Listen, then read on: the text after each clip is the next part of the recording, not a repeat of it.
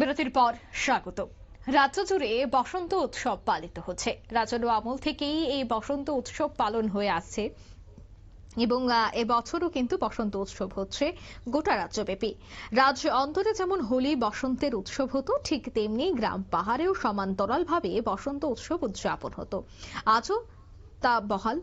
এই বছর রাজ্যভিত্তিক বসন্ত উৎসব উদযাপন করা হবে 30 মার্চ থেকে এবং বেসিক ট্রেনিং কলেজের প্রাকৃতিক উদ্যানে হচ্ছে এই অনুষ্ঠান। বসন্ত উৎসবে পরম্পরাগত ঐতিহ্য তুলে ধরতেই সাধারণের প্রয়াস নেওয়া, সাধারণের এই উদ্যোগ। অনুষ্ঠানের শুরুতে 250 জন শিল্পী নিয়ে বসন্তের গান দিয়ে শুরু হবে উদ্বোধনী সঙ্গীত এবং নৃত্যানুষ্ঠান, যা বসন্ত উৎসবের ইতিহাসে এই প্রথম। ঠিক তিনি কি বলছেন শোনাচ্ছি।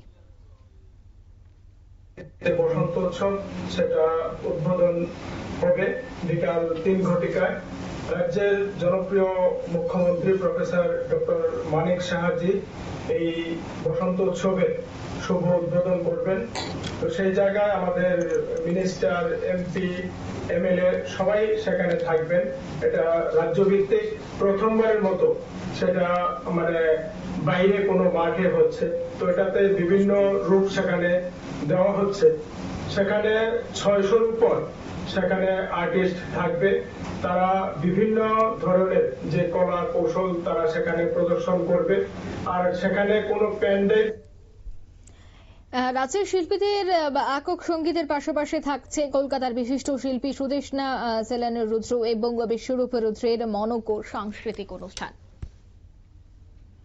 এই মুহূর্তের সংবাদ এই পর্যন্তই। আমাদের পরবর্তী নিউজ এবং আপডেট দেখার জন্য অবশ্যই চোখ রাখবেন শুধুমাত্র নিউজ ভ্যানগার্ডের পর্দায়। ধন্যবাদ।